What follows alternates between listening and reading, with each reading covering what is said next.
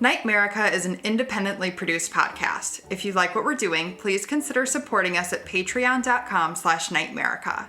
And please tell your friends about us.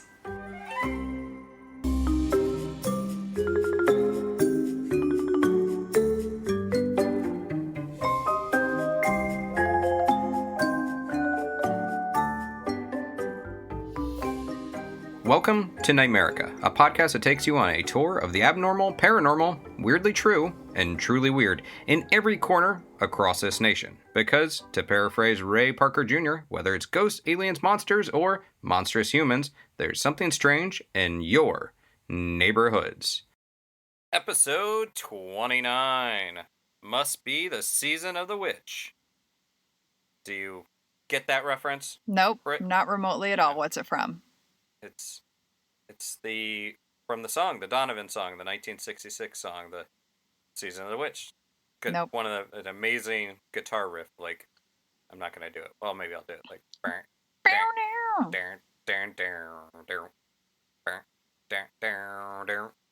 Nope. It's literally what I was listening to the whole time I was researching this episode, because it is a great song. It's a great Halloween song. It's also one of the first psychedelic songs, technically. And yeah. So, yeah. I guess we should probably introduce ourselves, because I'm Aaron Sagers from Paranormal Caught on Camera and ParanormalPopCulture.com, and as always, joined by my excellent co-host, who's going to say her name. You did that on purpose. 29 episodes in. Is this 29 or is this 30? I thought it was 29. Okay, you're probably right. Maybe not. I'm a writer. I'm not a numbers guy. Numbers are for losers. I am the numbers person. Actually, numbers are not for losers. I envy people who like numbers. And yeah. So, here we are. Here we Episode are. 29. We're talking about witches. And yeah, really, seriously, I'm going to say that you need to listen to the Donovan song, Season of the Witch. It's Okay. it is one of my favorite songs, but also, yeah, it's a great Halloween song. Good enough for Led Zeppelin. Led Zeppelin used to do sound checks to it. They would warm up playing Donovan's Season of the Witch. That's cool. I'll It's listen. just this amazing guitar riff. I believe Lana Del Rey remade it last year for the Guillermo del Toro produced movie Scary Stories to Tell in the Dark. Oh, no, but I wanted to. Yeah. Our listeners must Donovan think that I version, I live think, in is a the best. hole. Because I've never seen anything. I've never heard anything. Well, maybe Maybe I do. convince them otherwise. All right. Or, you can quiz me on things, and I can be woefully ignorant of some of the things that you'll bring Okay. to the table. But I do recommend the Donovan song. So, yeah, before we get into our topic, spoiler, it's about witches, but let's get some this is our second kind of Halloween-y episode of Halloween season. Of course, I guess when you're a paranormal and It's true always crime spooky podcast. season. But before we get to that, let's get to some news. News of the weird and wild and whatever. What's your news item? So, my news this episode is like everything I love combined into one. So, the Netherlands had their first funeral with a living coffin. Bob Hendricks of Living Cocoon created a coffin out of mycelium, which is the fibers that form underneath the mushrooms, like the underground spot of the mushrooms. The article that I read in The Guardian calls it nature's recycler because the material constantly looks for waste products like oil and plastic and turns them into like earth-friendly nutrients. And so everything, including like the coffin, which is made of natural materials, will decompose within 2 to 3 years. Whereas regular coffins with the metal and varnish and like our synthetic fiber clothing can take a bare minimum of 10 years to even start to disintegrate. So this is like so cool. A living coffin. Would you be buried in it? No, because I don't want to be buried. I want to be either cremated and just like dumped somewhere, or I want my mummified corpse propped up in a tiki bar somewhere, Ew. holding a zombie glass Like and Elmer dressed in McCurdy. an aloha shirt. Yes, but in a tiki bar, Okay. and then maybe put a tip jar next to me, and people could put little money or whatever in their offerings, whatever. All right. So, but now with this living grave, will they? One of the reasons why I don't want to be buried is that it's just taking up space, Total take up and of space. and so with this, will they be able to reuse that plot? Yes. Is that the plan? Yes. It would like compost and turn into like back to natural earth. I mean, that would take a while, but within 2 to 3 years, like it's really starting to get close. So I think it's pretty cool. Yeah, I'm Is not big on is burial he getting either. a? Does he get a headstone? It didn't say, but I'm gonna guess probably not. Yeah, because so in New Orleans and the above ground necropolis concept, the idea is that you're reusing a plot that basically Mother Nature and the humidity of places like New Orleans, you put a body in there, and it over the course of a year and a day is sort of what the story has, that the heat and humidity of New Orleans cooks the body. Basically, it's a nature's crematorium, and then at the end of that, you can basically shuffle off all of those ashes to the back of the above ground cemetery. All those ashes fall down below, and then you can boom, bing, bang, boom. You got a fresh cemetery, fresh oven to shove your body in. So, Wow, I didn't know about yeah. that. Does it smell? Does it smell? I don't know. I've never really stuck around long enough to find out, but I doubt it because it is sealed up. It's an above Okay. ground. It's these neighborhoods of the dead. They're pretty cool. So my story is topical, and so I don't know if you've heard this. You probably have. You're a well-read person, but our president Trump, hopefully for not longer. Yeah. I'm gonna go ahead and say that. Hate to make things political. Actually, I don't hate to make things political. I'm okay with making things Yeah. political, but he's trying to ban TikTok. Well, you know what? That could impact more than just Gen Z that wants to share memes, dance moves, funny videos. And in fact, it could impact a popular community on the site, according to the Chicago Tribune, known as Witch Talk.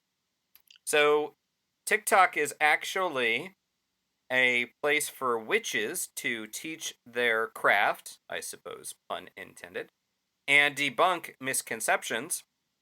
And under the hashtag WitchTalk, practitioners offer advice to young people interested in witchcraft. And the app serves as something of a primer for people on the platform. And it allows for a way to get into the topic without, as sort of like a beginning stage of research. But more than that, there can even be some of these creators that use Witch Talk offer tutorials on how to meditate, how to create a space at home for rituals, how to move about different forms of witchcraft or focusing on plants or cooking, things like that, or whether it's more of the religious route or what Wicca means, things like that. So there's a lot of business owners on using this Witch Talk hashtag as well, such as Chelsea Selby, who has a witch baby soap company in New Jersey, and so she uses it to promote her business, and then also connect with the audience. So it is interesting that this is impacting a lot of people. So we'll see Yeah. how this plays out, but I found it to be an interesting topical news item Yeah. for what we're doing here. I had no idea that there was like such a cool community using TikTok. I'd always been afraid of it because I could never understand Snapchat, so I just felt like I was out of the loop with TikTok. But now maybe I'll join because that's kind of cool. I can't say that I post on TikTok, but I do keep track of it. And actually, there are a lot of interesting paranormal videos that are emerging on TikTok. So All right. it's kind of a cool platform. Yeah, that's So cool. don't be afraid of it, Britt. You're a young millennial. You can figure these things out. I know, but I couldn't figure out Snapchat at all. Yeah, well, Snapchat's stupid, Yeah. but TikTok is kind of cool. Okay. I'll try it. So try it. Give it a try. It's Should we actually have a a lot of NightMerica funny. TikTok? No, Should we do a dance? but Oh my god, Aaron, let's do a dance. no. Join I our think that Patreon to watch Aaron do a dance.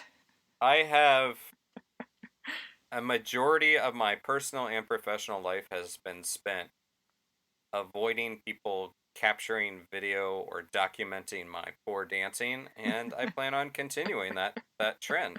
There's some videos out there, sort of as rare as Bigfoot videos. Like there's the Patterson Gimlin tape of me dancing poorly, and I am seeking to find every digital copy of it and destroy it.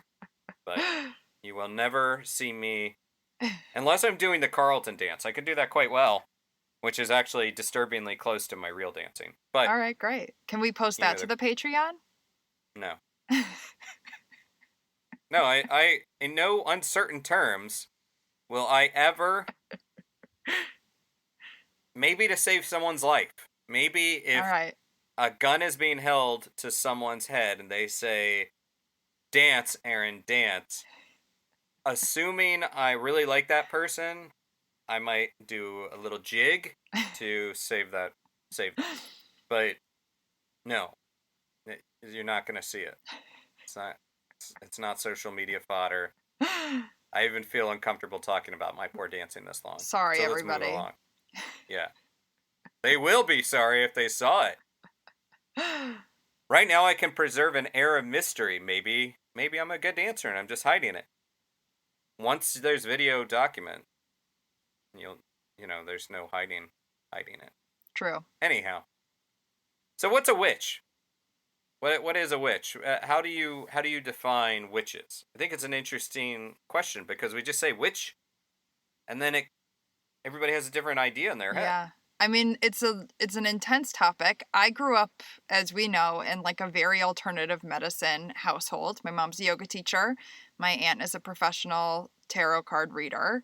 Um, and so I was always kind of around these earth mama type women. So to me, like the magic of the earth and, kind of using our intuitive abilities kind of to me was the definition of a witch. And then as I got older and I got really into feminism and I learned how, so much of the Salem witch trials and so much of, women being attacked for being witches was a fear of female power. And it's not just that. I mean, obviously there's warlocks and a whole bunch of other stuff too, but I mean, that's just what my kind of growing up definition of being a witch was.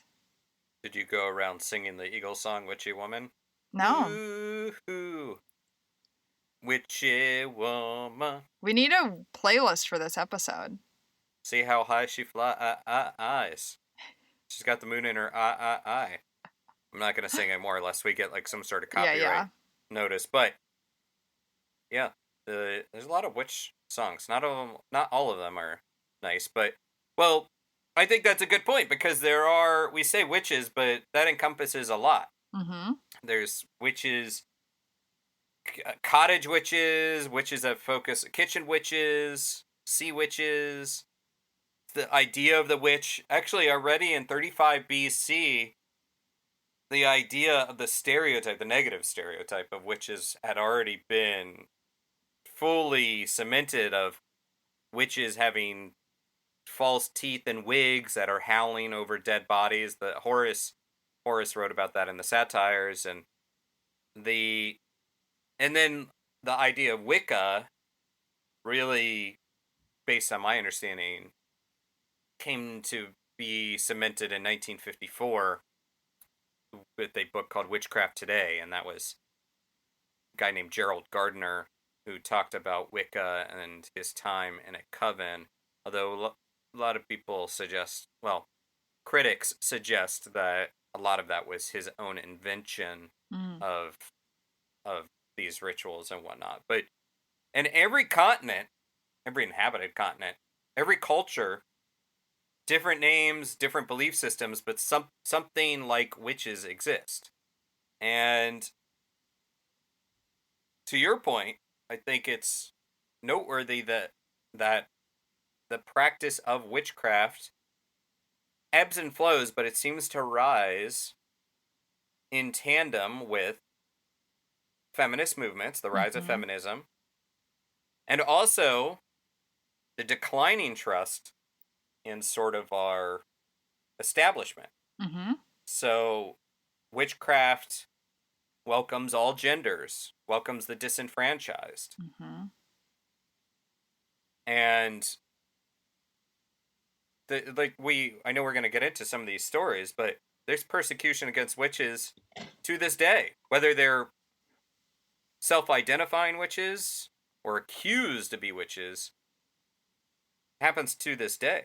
Oh, for sure. Even even in the UK, Yeah. like, well, even here, but I've read a lot of stories about children that have been abused because they were believed to be witches or have some sort of spirit in them. There was I think in 2000, there was a child that was tortured to death because they Oh my believed, God.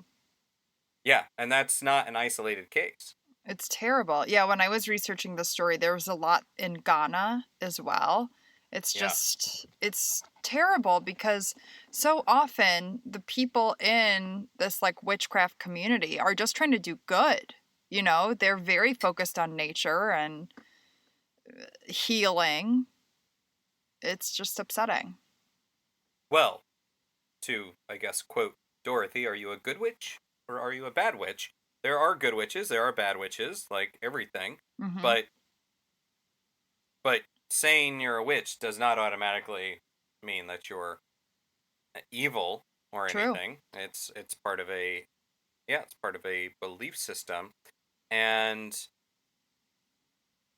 so there were these times.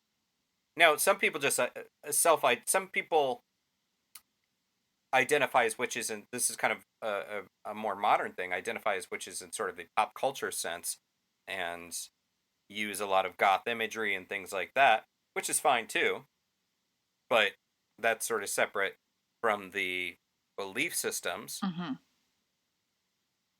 but not something you would want to do in the burning times, which you probably read about during your research for your story, the burning times between 16th and 18th century. Yep. Guess how many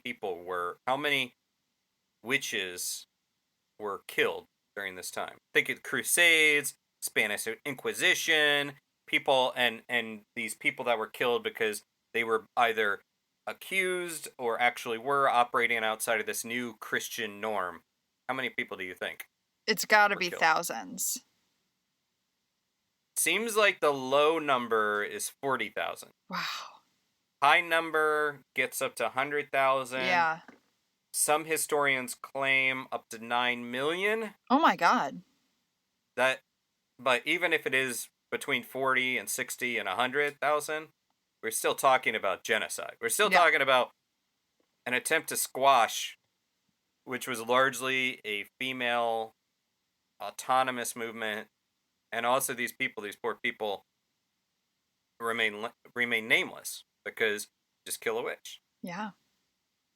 But also, hate to spin on this, but there's also been some comedy that's been associated with it, like in Monty Python's uh The Search for the Holy Grail. Where, have you seen that one? I think I have. She's a witch, burn her. Yeah. And they were like, how do you know she's a witch? Well, she turned me into a newt, but I got better. that ring a bell? No. It's a great movie. Okay. I But also could have seen it and just don't remember it. I have the memory of Swiss cheese. yeah, Swiss cheese memory. That's Scott Bakula and Quantum Leap had that, Oh, which is a odd tangent to bring up, it but is. something that I remember. When He I would think always of say like that. I thought that's where the Swiss cheese memory expression came from. Oh, I don't know. I just think of it because it's got holes, and my memory has holes. But when I hear Swiss cheese, I think of the Swiss cheese pervert. Oh yeah, yeah. Forgot about that guy. Very impractical. Waste of dairy product. Total waste of dairy product. Swiss cheese is delish. Yes. It's good on a sandwich, it's not good on your junk. Ew. Or if it Ew. is, do it consensually. But so the Atlantic had a piece on the rising trend of witchcraft, and that came out just March this year, and it kind of didn't get as much attention as it should have because then we had the whole pandemic thing. Mm-hmm. But as a segue into your story though, I kind of want to what do you think classifies a witch hunt? Because in politics these days, or even just in pop culture, people throw around the term witch hunt. Oh, it's a witch hunt. I'm being persecuted. I think, at least for what like I've read through of Salem, is people pick a solution that fits them and then finds there's a special word for it, but it's like you have that tunnel vision where any answer has to do with what you want the answer to be. Oh my god, I'm explaining this so horribly. Well, I think you're on the right track because so the Salem Witch Museum, I if I've been to Salem multiple times, it's a really interesting place because have you been there yet? No, and I want to go so bad. This is the time to go. I know. I'm Well, as we off record for this. Halloween. I should go up. Yeah, well, get your reservations now because it's quite the popular True place. that.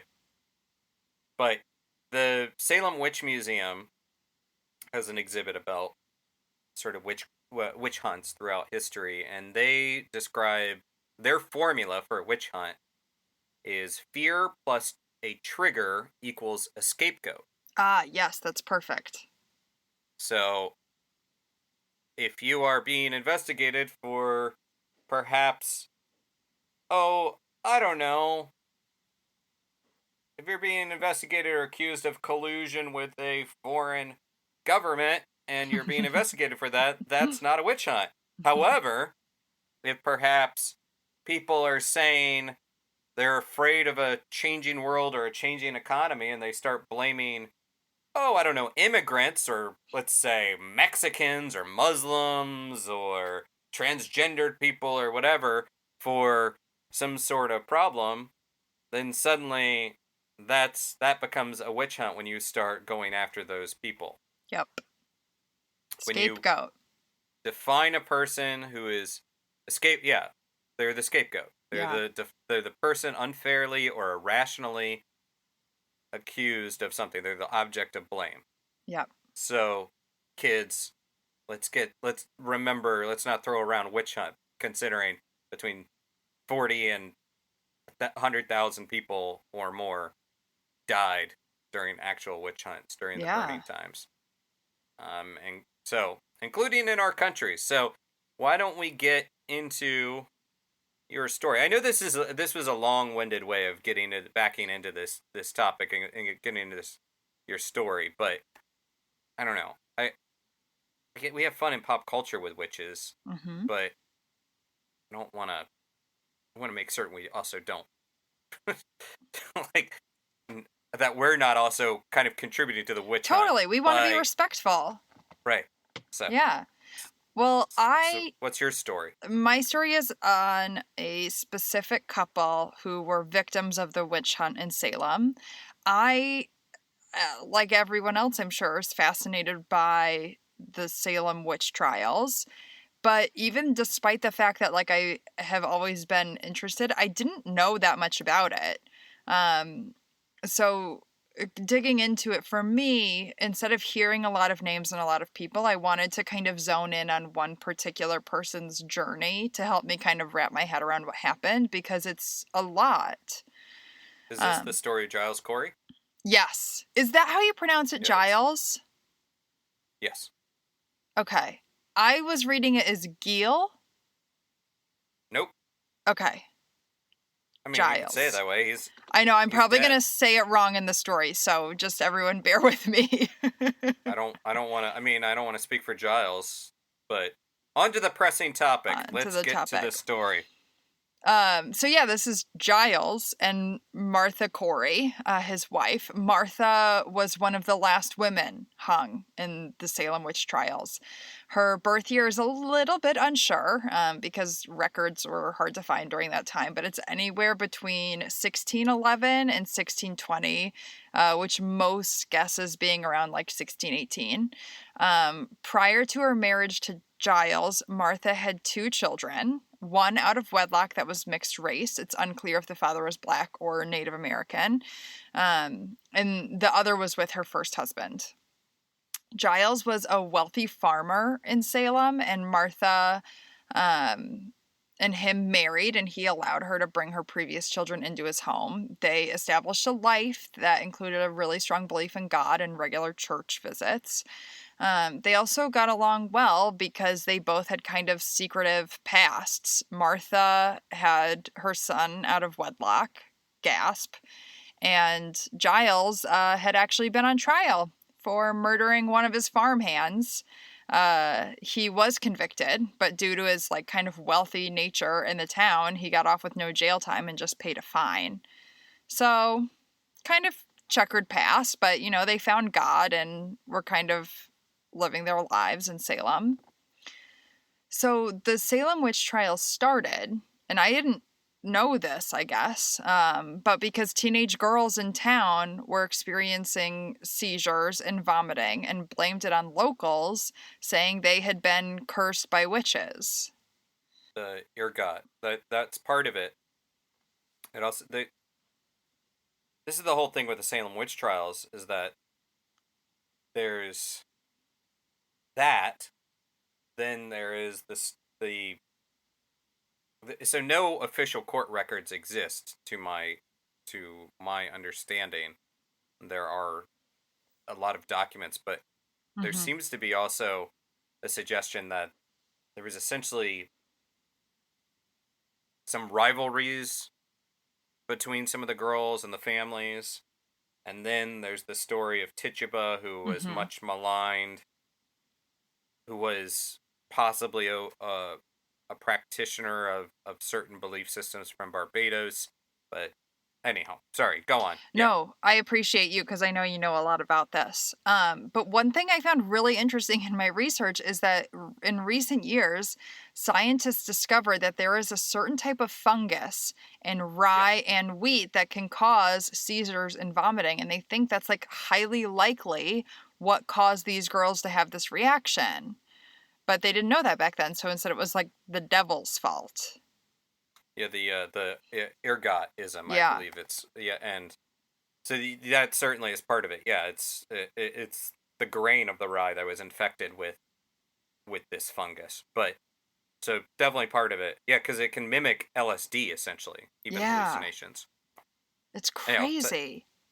Lay the Giles story. Continue. Sorry. No, you're fine. In March 1962, he said he wanted to go to the witch trials going on in town, but Martha kind of questioned him on it, went around saying she didn't believe in witches, she didn't believe that the girls were actually like being afflicted, that it was all fake. And in fact, the story says that she hid Giles' saddle because she didn't want him bothering with a trial at all and like didn't want him writing down there. Of course, the girls and their parents didn't like hearing that, so they claimed that Martha, this outsider who had married into the town, and her husband were practicing witchcraft. Ezekiel Cheever, a school teacher and appointed person in the Salem witch hunts, and Edward Putnam went to find out more about this and ran into Ann Putnam, one of the girls claiming to be Pursed, and yes, Edward's daughter.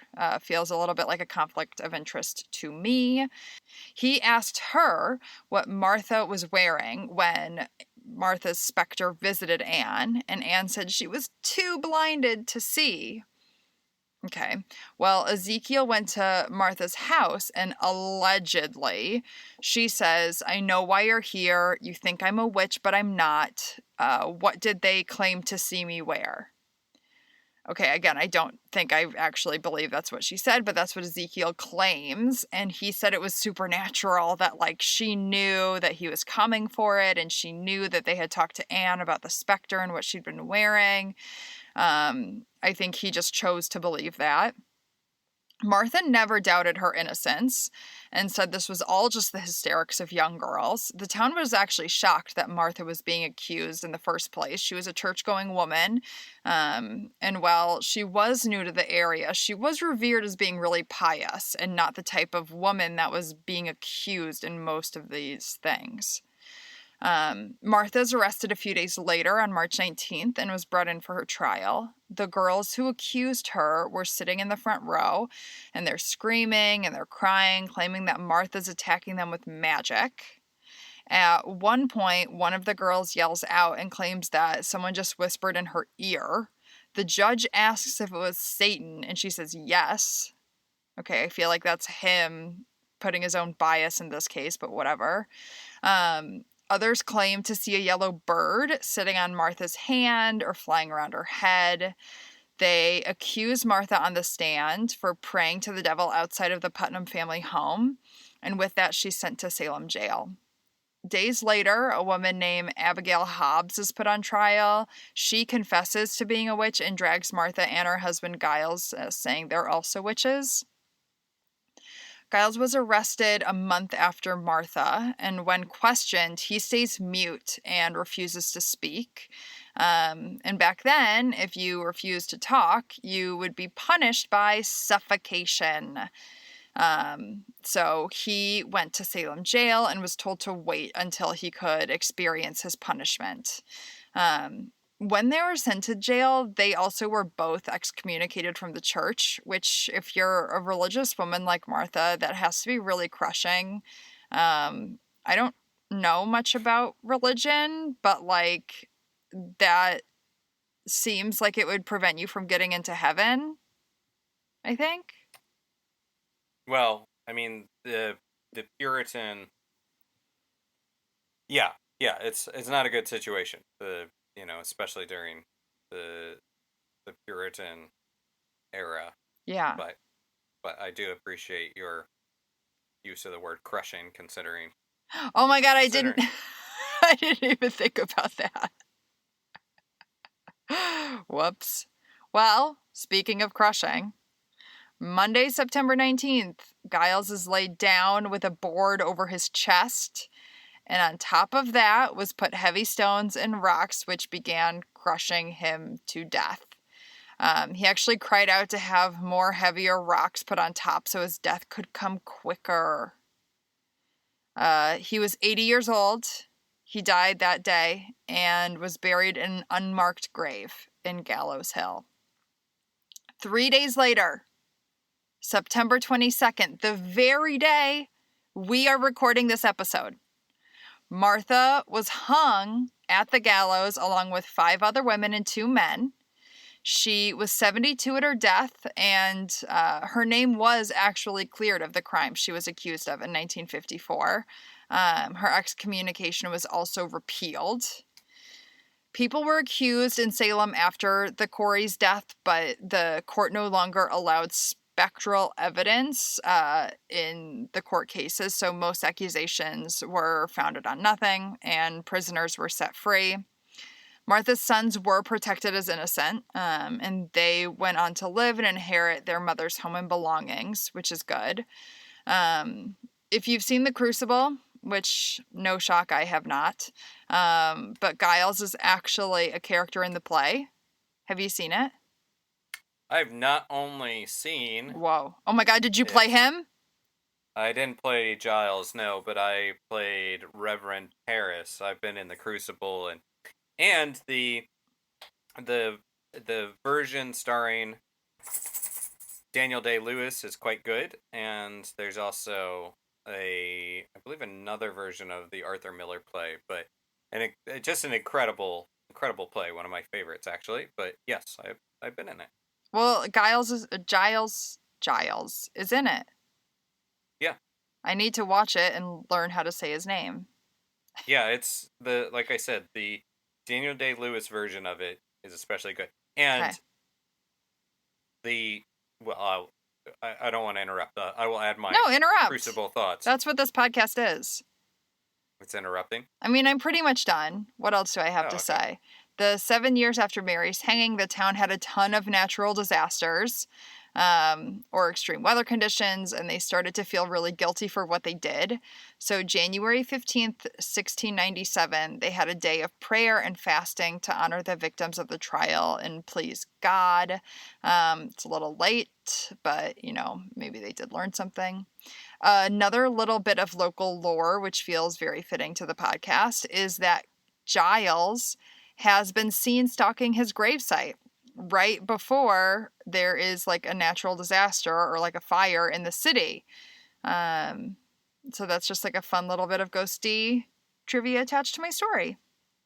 Yeah, so Salem is an interesting place, and I've been there multiple times, and there are a lot of supposed ghost stories there. It's also the home of the House of the Seven Gables, which is the house associated with the Nathaniel Hawthorne story. But the actual events of the Salem witch trials took place in Danvers, Mm-hmm. which is near Salem. What out of all of these things, that this is just a topic it's a big topic, and Mm-hmm. it's one that I find so fascinating.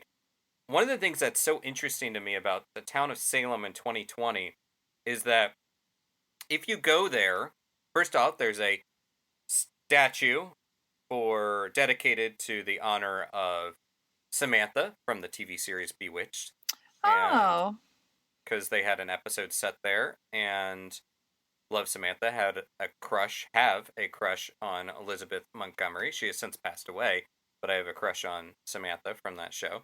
But the town has, I believe, the official seal or the cop cars have an image of a witch on a broom, and it leans heavily into the witch history, and there's a lot of horror wax museums and obviously a lot of occult shops, and it's an intriguing scenario because on one hand they are playing up the town's connection to this horrible mm-hmm. persecution and death, and it is part of their tourism industry. However, if they were not to do that, then the story could easily just fade away and people Yeah.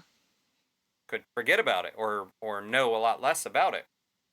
And what's so screwed up is that we don't talk about Margaret Jones, who was the first woman executed for witchcraft. I don't know if it's in the country, but first person executed for witchcraft in the Massachusetts Bay Colony. That was in 1648 that she was executed. She was hanged. There was no burnings in America, to my knowledge. So no Mm-hmm. witch burnings, no burning at the stake. But what's messed up, well, out of a lot of things that are messed up, is Reverend Hale, who was John Hale, who was one of the main characters in the trials, the Salem witch trials, actually, as a child, witnessed the execution of Margaret Jones in 1648, Mm. and then ended up still he saw him like as a 12-year-old saw Margaret Jones executed, and then still went on to take part Yeah. in the Salem witch trials as one of the people involved. He later he didn't recant. He later changed his position on some of the executions after people were already Yeah, murdered. people are already dead. Fuck you. He blamed it on demons after the fact, but so Eye roll. yeah, but well, it is a bit of a fix to absolve yourself, to change the history, absolve yourself without actually taking any kind of responsibility for the part you played in these murders. But yeah, Crucible, great play. Not just because I was in it, but great movie as well. Yeah, and I want to see was it. really a commentary on McCarthyism in America. Mm-hmm. So, but that's the it's certainly a messed up story. It is. If And anyone wants to read more, most of my sources I'll post. It's historyofmassachusetts.com, history.com, and History of American Women. And then a little plug for Travel Channel. They have a very good show called The Witches of Salem that covers this too. Yeah. And even though it's a very different thing, it's kind of weird. Again, a pop culture show, Salem. It was a good show, and it leaned more into sort of the horror and supernatural elements of the Salem witch trials, really divorced from reality. I mean, Arthur Miller strayed from historical record. This TV show, Salem, was really entertaining, but totally divorced from reality, other than using some of the same names. Got it. And, using Proctor and Giles and Abigail, but so it's kind of like if you were, I don't know, it's kind of weird doing a fictionalized version of that story when people were actually killed, persecuted, murdered. Anyhow, well, yeah, Giles Corey's story is a good one, and it's also kind of funny, like you mentioned that he had a checkered past. It's fascinating because the guy lived till he was 80, which was impressive for back then. Totally. But it still doesn't excuse the fact that he was killed for being accused of being a witch. Like his history, whatever criminal element he had in his history, served his time, didn't serve his time, whatever, it was done. Still, I can't help but think of modern day examples of this, where when someone dies horribly or is murdered, that one of the things that sometimes happens is people bring up their past, and that does not excuse, not that I'm saying you are saying this. No, I agree with what you're saying. Yeah. Does not excuse their murder. Yeah. In this way, well, by when the authorities. George Floyd was murdered, people were like, well, he had COVID, and it was, what does that have to do with anything? Like, yeah, exactly. That's precisely what I was thinking, is that still does not warrant the death, does not warrant the murder. So, getting a little heated. Understandably so. I'm okay with this. I'm okay with getting heated. It's National Register to Vote Day, guys, so register to vote. Register if you're not already. Okay, so let's let's hear a word from one of our sponsors, and then we'll come back and we'll talk about the Bell Witch. Think things are bad now? Well, it could be worse. Don't believe me? Just read Dead Run, the new sci-fi thriller from author Mike Maddox. A mysterious force is taking control of people's bodies and making them run to stay alive. And if you can't keep running, now this is the ad copy, so I'm reading the ad copy because it says, if you can't keep running, you blow up like spaghetti left in the microwave too long. It's not a good scene. It's a very messy situation. And it's got to have marinara sauce, because then it kind of looks like blood. Right. And the pasta itself would be sort of look like viscera. Ew. And except in a microwave, but at least in a microwave, you're contained. The explosion is contained. Yeah. It's a messy microwave to clean up. But if you're running down the road and you can't run anymore, just splat. And then you're all over your friends and the other apocalyptic pals. Ew, do not splat on me. And in an apocalypse, you don't have easy access to soap, water. I don't even know if you can stop running long enough to like shampoo and bathe after your friend, your pal is just blown up on you. Anyhow, I mean, this is really, I think, selling the book. Anyhow, the story follows a group of weary travelers as they make their way through a hellish landscape where there's only one rule: run or die. This is Dead Run, and other than being chilling and scary, it will also perhaps inspire you to eat the right kind of carbs and jog every day just in case this apocalypse hits. So check it out. It's available exclusively on Amazon Kindle. It's only like $3. It's well worth your $3. And read Dead Run by Mike Maddox on Amazon Kindle. Pitch. Now we're back, and we're going to talk about the Bell. I don't have to say it like that, but I just choose to. Bell Witch. Do it. Why not? It's our podcast. Yeah. I can use whatever voice I want. Heck yeah. You want me to put some effects on it? No. Can you? Are we at that level of audio I think I can engineering? do it. I did it on one Patreon episode of ours, so I think I can do it. Okay. Sure, if you want to go for it. Cool. Try your hand at the effects. Anyhow, let's take a trip on down to Adams, Tennessee. Actually, it was known as Red River at the time. But in 1804, John Bell and his family settled on 300 acres of land. It's a lot of land. Mm-hmm. Down there in Red River / Adams, Tennessee. Now, beginning in 1817, strange happenings started to occur. Lasted for 4 years. Now, John Bell reportedly saw one night a strange animal. A black dog with the head of a rabbit.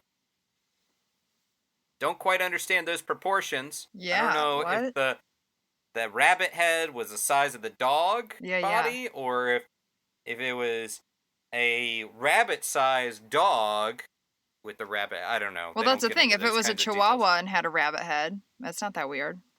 Still odd, but less intimidating, perhaps. Than like a German Shepherd with like a rabbit head. Yeah. I encourage any artistically inclined listeners out there. Give us your interpretation of a black dog with the head of a rabbit. Yep. So anyhow, John Bell shot at this thing several times, because that's what you do when you see something strange. You try to kill it. And the animal vanished. Maybe that was the beginning of all this. Maybe if he had just tried to be nice, none of the following would have occurred. But John Bell thought nothing more about this incident until that night when the Bell family started hearing beating sounds on the outside walls of their log house. Now, and I'm going to be leaning from a couple different sources. In 1894, so this is in 1817, but in 1894, Martin Ingram wrote about the authentic history of the Bell Witch, what would come to be known as the Bell Witch. And in 1894, Ingram said that John's son, Drew Bell, when he was outside, so they heard beating sounds on their log cabin, Drew Bell saw an unknown bird perched on a fence, I think of a large size, and that flew off. Yes, extraordinary size is the exact word. And the daughter, Betsy, this is kind of creepy, observed a girl in a green dress swinging from the limb of an oak tree. Meanwhile, Dean, who was an enslaved person on the Bell family, was claimed to have been followed by a large black dog. Now, the Bell boys occasionally would see this animal again and try to shoot at it, and to no avail. So over time, activity started happening in the Bell house. John Bell and then his daughter Betsy were the main targets for all of these antics, we'll say. Betsy would experience sensations that felt like pins being stuck in her She would be slapped by an unknown force. Mm. Witnesses would say they would hear the smacking sound and then see a red mark develop on the side of her face. The Bell children, overall, blankets were pulled from beds. Family members were scratched and kicked and had their hair pulled. There was also sounds of gnawing like rats on bedposts. Ew. Now, initially, the family kept it to themselves at first. Maybe it was fear of persecution. Remember, this is 1817. Mm-hmm. Wasn't, even though it was a couple hundred years or less than a couple hundred years, that thought of Salem, of the events in Salem, probably still rang true, especially in an area like Red River, Tennessee, very religious area. Maybe they were afraid of persecution coming home to them. Mm-hmm. However, James Johnston, who was a family friend, they did finally reach out to him. John Bell reached out to him. Johnston stayed over at the house. He himself experienced activity. And after that, not saying James Johnston is to blame, but who knows? Soon after that, news of this activity started to spread, and we came to know of this as the Bell Witch. People came from all around. Some say as far away as New York came to check out the Bell house. Well, as people came, as more attention was given to this thing, this entity began beating the children more severely, tripping adults. Intensity increased. And as time went on, the Bells themselves began hearing faint whispering voices. At first, these voices were too weak to understand. Sounded maybe like a old woman singing songs, singing church hymns even. But the voice became even more clear. And then at times it sounded almost low and melodic, and at other times it would be a shrill shriek. Even once, one of the reports said that this entity quoted word for word 2 separate sermons that were being preached at the same time on the same day, 13 miles apart. Oh my God. Now, this Bell Witch was also a bit of a busybody because it also shared gossip about activities in other households. Okay, now this I can get into. Right. Your own Spill personal, the tea, girlfriend. Yeah. Your own personal, I don't know, is Perez Hilton still a thing? Your own personal Perez. And even at times, it would seem, so it was known as possessing by location, which means that it could exist in 2 different spots at the same time. And could even supposedly leave the house for brief moments to visit other homes. Sort of like, hey, what's going on at Britt's house? Boom, Bell Witch pops over and finds out. Great. Now, this is from the Democrat Union in 1978. They relay the story of Andrew Jackson, and this is a big part of the Bell Witch history. So, John Bell Sr. and some of the sons, and I believe Bell's brothers, served with Andrew Jackson in the Battle of New Orleans before Andrew Jackson became president. And also, of course, is to blame for the pretty much genocide of a lot of indigenous Americans, Trail of Tears. Andrew Jackson was not a great guy, even though he's on the $20 bill. So, General Andrew Jackson traveled from Nashville to Adams, Tennessee to investigate. And according to the story, as reported by the Democrat Union and as part of the lore of the Bell Witch, he was nearing the Bell farm when the wheels of his wagon became locked. No amount of effort from his men who were with him would budge the vehicle from resting on flat, dry land. Soon, a sharp metallic voice was heard from the direction of some nearby bushes. This voice said, "All right, General, let the wagon move on. I will see you again tonight." Ugh. And the Bell Witch kept her word. She was out in full force that night, pinching and slapping Betsy Bell, pulling covers off of Jackson's men. And they wouldn't stay in the house, so they were out in the tents. But even those tents outside were being torn down. Now, one of the men claimed to be a witch tamer. After several uneventful hours, he pulled out a shiny pistol and said that with the silver bullet, he could kill any evil spirit it came in contact with. Let's also acknowledge that if you shoot a bullet at a insubstantial entity, it's just going to hit whatever's behind it. Yeah. So watch out for anyone that's trying to shoot things with a silver bullet or other bullets. Anyhow, so this witch tamer went on to say that the reason he could not kill this entity was because whoever had been disturbing the bells was scared of his silver bullet, which is a likely story. Anyhow, the man started to scream and jerking his body, complaining that he was being stuck with pins and beaten severely. And I like this. It was said that, and this is from another document, another book associated with the story, but he received a strong, swift kick to his posterior from an invisible foot, which sent him right out the front door. Okay, I love the Bell Witch. So after his visit, Jackson returned to Nashville, I believe, and said, "By the Eternal, I saw nothing, but I heard enough to convince me that I'd rather fight the British than to deal with this torment they call the Bell Witch." This visit is questioned, but it seemed to be the coining of the title Bell Witch. That seems to be where that comes from. So time goes on, and the Bell Witch, this entity, then announces its next intention: to kill John Bell. It was even said that the Bell Witch was heard saying, "Mr. Bell is a bad man." Was he? Well, there's some court documents and parish documents, I guess. Parish meaning the town, not just the church.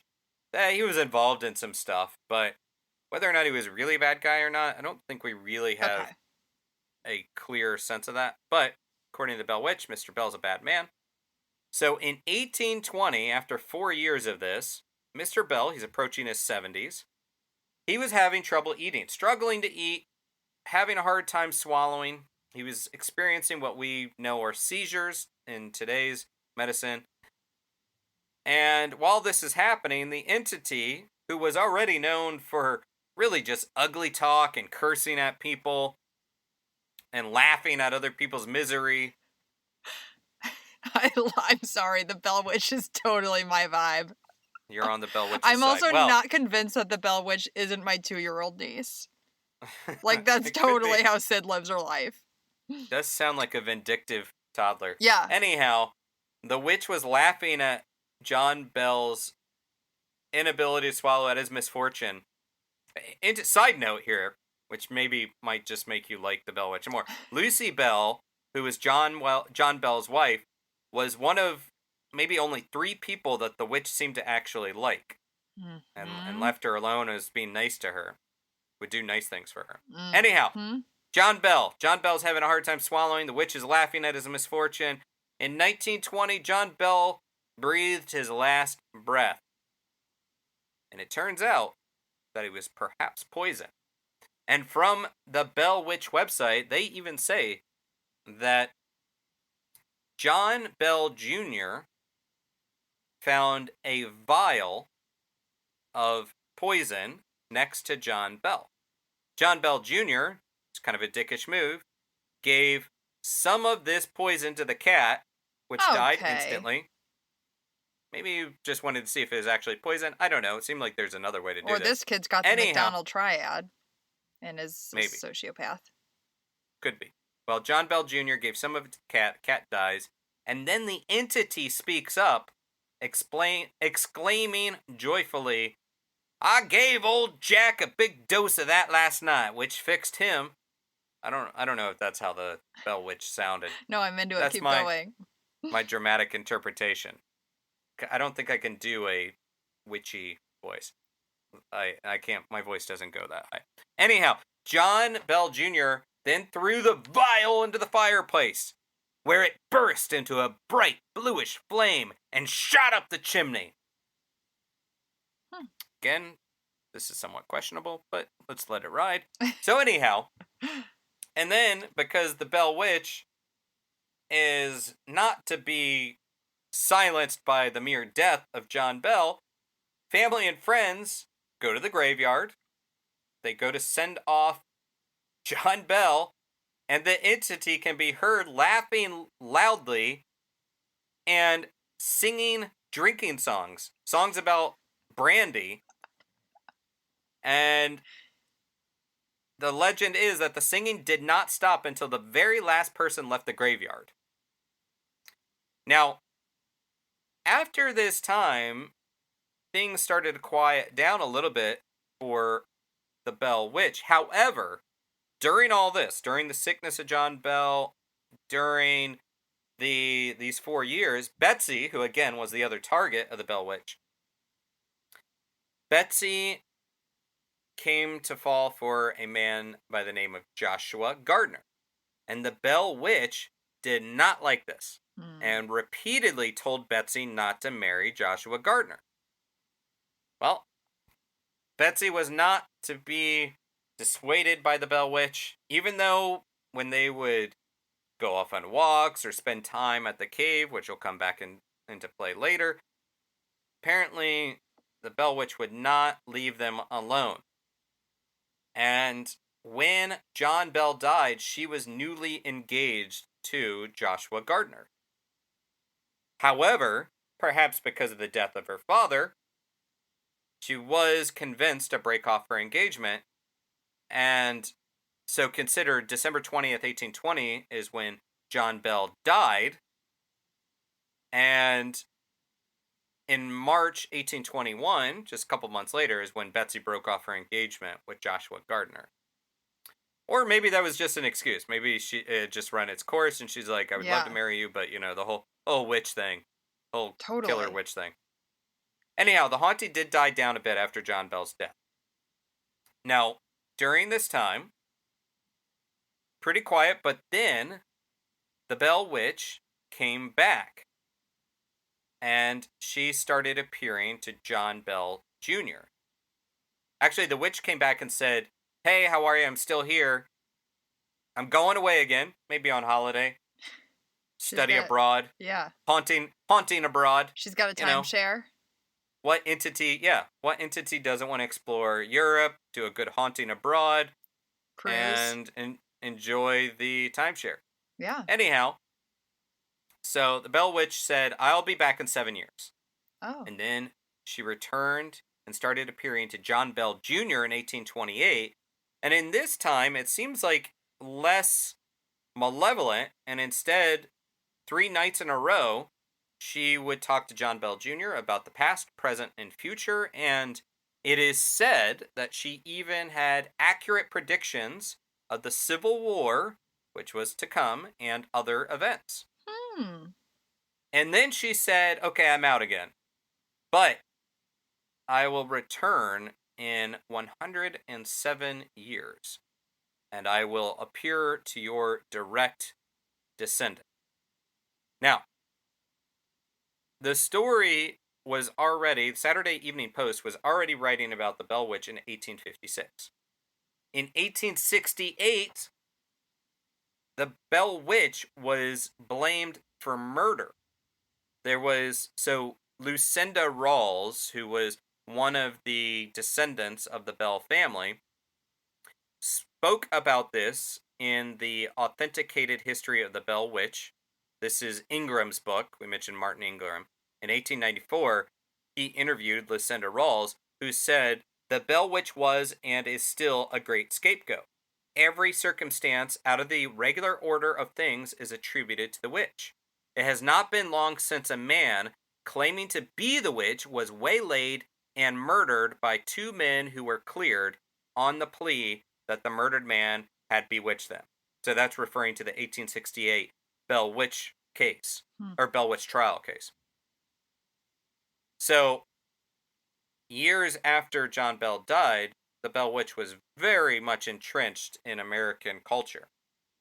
And in 1880, actually, the Bell Witch was referenced in another newspaper account of hauntings. The Daily American was talking about another haunted house case and said that it is an actual fact that several hundred intelligent people of Springfield, Tennessee, not Illinois, have been so excited over the noise as to go night after night to listen to it.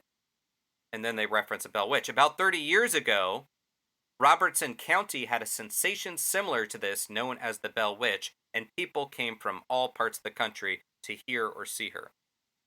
So this became a part of American history and American folklore, really, because it's hard to pin down what of this was real or not.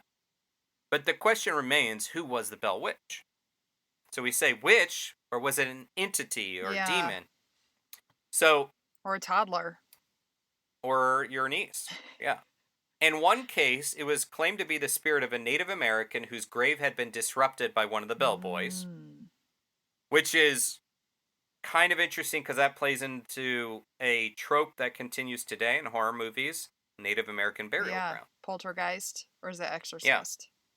Poltergeist. That's what but a lot of stories though. A lot of stories. Yeah. Even the Amityville case is supposedly involved with that. So, at a different time, it was claimed that the Bell Witch was either connected to or was herself the Bell family neighbor, Kate Batts. Now, this is why the Bell Witch is often referred to as Kate. So in 1894, when Martin Ingram published the authenticated history of the Bell Witch, he wrote that the haunting was perpetrated by Kate, or old Kate Batts' witch. So, a spirit associated. Kate Batts was said to be an outcast in the Red River community, said to have little money, maybe doing hard physical labor for her family's farm. Her husband was apparently paralyzed in an accident, so the upkeep of her farm was her responsibility. And she was said to have a habit of trying to impress people and was known for making a scene and trying to be the center of attention. This comes from Pat Fitzhugh, who is a modern-day folklorist and historian when it comes to the Bell Witch story, and that's where that Kate Bat anecdote comes from. But Kate herself strongly denied any connection to the haunting. However, she was still anchored to it. And so then we started to know the name Kate. There's also the Bell Witch Cave. So, which is a place that you can visit to this day. So, according to the Democrat Union, a newspaper, the cave was part of the original plot of land where the Bell Farm once stood. It's no longer there. There's a lot of paranormal activity that's been reported there. And one of the legends of the cave goes back to at least 1934 in a book by Charles Bailey Bell. Now, he is the grandson of John Bell Jr. And remember, we said the Bell Witch would come back to visit the relative. And now, again, it's a good way to sell a book, but this guy was a neurologist, Charles Bailey Bell. He didn't need to write this book, but who knows, maybe he wanted attention. Anyhow, Charles Bailey Bell added to this folklore the story that Betsy Bell and friends were in the cave playing around there when a boy got stuck. And then a voice cried out, "I'll get him out." Or maybe, to use my other voice, "I'll get him out." That kind of felt like one of the chimney cleaners in Mary Poppins. No, that would be, "I'll get him out." If I was going to do chimchemery, I'm definitely not gonna sing a Disney tune. We're definitely making a playlist for this episode. Yeah. So, anyhow, the boy felt hands grasping his feet, according to Charles Bailey Bell. He said that that Betsy told him this story. Boy felt hands grasping his feet, and he was pulled out of the hole. And the Bell Witch, who was still invisible at this point, gave these young children, these explorers in the cave, a lecture on reckless cave exploring. There's also a story associated with the cave and the Bell Witch that there's a spring that runs through the cave and to the outside, some 15 feet, and there's a 20-foot drop into a pool. And so there's a waterfall, essentially. And that it was essentially like a showering place for local men. And one day, a man was down there washing away, got your weekly shower. Mm-hmm. He was also with his son, so let's not get creepy, Oh, okay. Britt. The whole vibe of men showering in a waterfall felt like it's another tone to me. Yeah, well, you say that, but it's like, that's like eroticizing pirates. Sasquatch? Yeah, I was going to say pirates. Yeah, sure, it sounds sexy, like these rogues on their boats and whatnot, until you consider probably the incredible lice and scurvy and body odor and all that, then suddenly it's not so sexy. Anyhow, a man is taking his weekly shower. We're also talking about a weekly shower, so there's a lot of funk to wash off. Anyhow, he had forgotten his soap, and he asked his son to run back to the house for soap. But before the boy could run away to do this errand, a phantom bar of soap rolled down the bluff to the bathing man. So, Or which I find helpful. Was it helpful, or was he sending his son away, and the guy who was waiting around the corner for him rolled the soap out to him by mistake? Could be that. I'm just saying. Little homoeroticism going into the Bell Witch story. Okay, why not?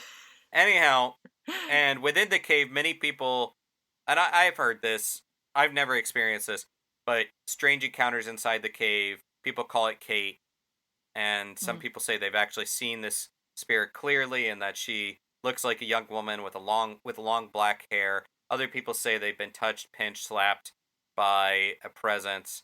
One boy supposedly had his baseball cap snatched from his head, and then it ended up on a rock 20 feet above the cave floor. Now we also have to think, like, I don't think there's any visual confirmation of the Bell Witch, so we don't know if she was a young woman with long black hair. But one of the theories is that perhaps after the farmhouse, after the log cabin, she went to inhabit the cave. But wherever she is, whatever the story is, we do know that today, the Tennessee Historical Commission marks this event along U.S. Route 41. The story of the Bell Witch, reportedly, I'm confident saying that there's inspiration to be found within the Blair Witch Project movie. Mm. The cave itself is part of the National Register of Historic Places.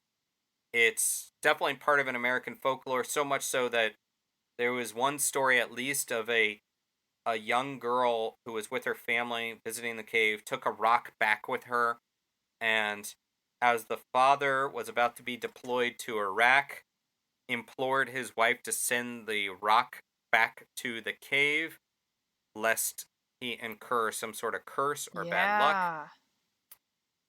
Back in 2015, because this story continues, back in 2015, a psychic said, and I don't know that there's any factual basis to this, but that Betsy was being sexually abused, and that John Bell was not necessarily to blame, but was poisoned by an enslaved person because John Bell could not protect his daughter. And to this day, some people claim they see phantom children playing in the area at night. They see candlelight moving throughout the dark fields. And there are still descendants of the Bell Witch family. Now, I mentioned Pat Fitzhugh. He's the author of The Bell Witch Haunting and The Bell Witch, the full account. And he is more or less the preeminent folklorist and historian on this. But he was interviewed by USA Today and was talking to Lucy Bell Butler, who is a direct descendant of John Bell Jr., And in 2018, Lucy Bell Butler claimed that she and her daughter have seen this black dog from the original legend, and that they would also see a giggling girl running around their house at night. And this woman, Lucy Bell Butler, also says, Lucy, named after John Bell's wife, said the entity did not like her father, and this is modern times, and Lucy Bell Butler says that when she was a child, her father was about to host a gathering at her home. Supposedly her father was involved in the mafia, Mm.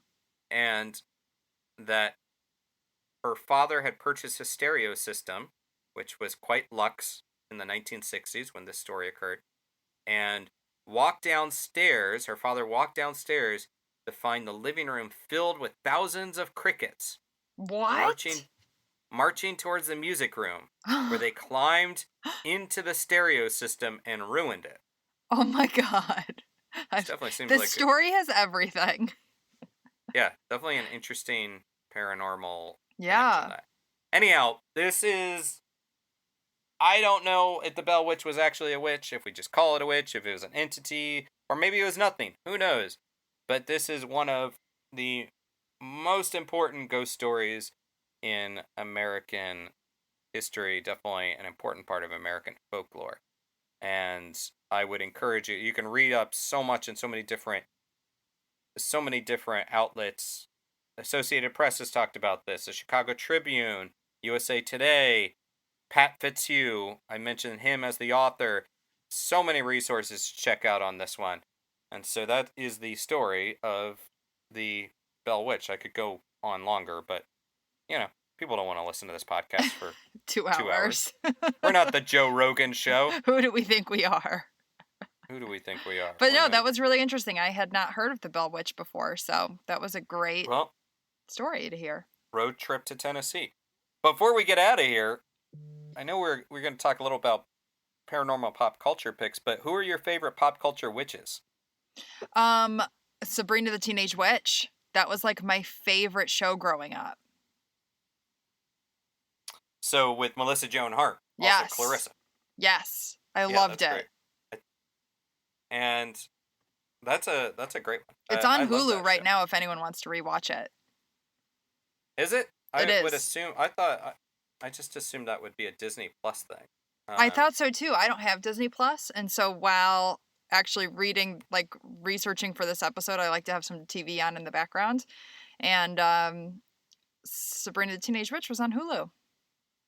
Can I do a little bit of a humble brag here? Oh my god, always. Did you go on a date with her? Melissa Joan Hart follows me on Twitter. That's like going on a date. That is like going on a date. I already mentioned Elizabeth Montgomery from Bewitched. I loved Bewitched as a kid. I still love Bewitched. But have you ever seen The Witches? Based on the Roald Dahl book yes. And Jim Henson production? Yes. So that's definitely leans into the negative stereotypes, but Angelica Houston in that, great. Yes. Okay, I know what you're talking about. Yes. You've got in the weird sisters from Macbeth, the witches in that, double boil in trouble. There's I think they're called the Grey Sisters from Greek myth, Perseus. Did you ever hear that one? No. Where they were 3 witch sisters who shared one eyeball and one tooth amongst them. Barf. That's not okay in COVID times. Well, it's also tricky if you're the one that has the eyeball and you misplace it, because how can you find it? But my favorite, I think, has to be Angela Lansbury from Bedknobs and Broomsticks. Yeah, that's good. Where she was a witch that fought Nazis, and I hate Nazis, and so witches fighting Nazis, I think that's we could even do a whole story on Nazis and the occult, because that's a whole other thing. Yeah. But Bedknobs and Broomsticks, witches fighting Nazis. Yeah. But that's not my pick of paranormal pop culture. You go first. Well, actually, it's funny you had favorite witches, because my paranormal pop culture was going to be Sabrina the Teenage Witch. and like reliving my childhood and watching that this week has been great. I love Harvey Kinkle. It's just like so quintessential my childhood. So yeah, watch that on Hulu. Yeah, I think that's an excellent pick. Well, my pick is based on a book that is coming out. It's not out yet, but I've seen this photographer's work before. Her name is Frances F. Denny, and the book is Major Arcana: Portraits of Witches in America. And it is a photo-based exploration of modern-day witches from all over America. And it's really it's a collection of photographs about this very diverse group of people who identify as witches, and it also has essays by Pam Grossman, who the blurb quotes as the Terry Gross of witches, which is amazing. I love What Terry a compliment, Gross. yeah. But we're talking about neo-pagans, Wiccans, herbalists, Cool, occultists, and this book is coming out, and I wanted to, if you will indulge me, I want to just read a quote from Frances F. Denny yeah, about witches, and we can leave on this on that. note. Yes. So Frances F. Denny says, quote, "After spending 3 years thinking about witches and witchcraft, I've come to think of witch as an identity that belongs to such a diversity of people that there really can't be only one way to be one. Witch means something different to everyone I've photographed. But if I had to locate an underlying characteristic, I'd say that witchcraft is about conjuring an internal power source, whether that is used reflexively towards the self or projected outwards towards others. I see witchcraft as affecting internal and external change, and in my experience, the witch is a person who is self-possessed, who is maybe a little or a lot anti-authoritarian, and who is interested in embracing the murkier, less conventionally acceptable sides of ourselves."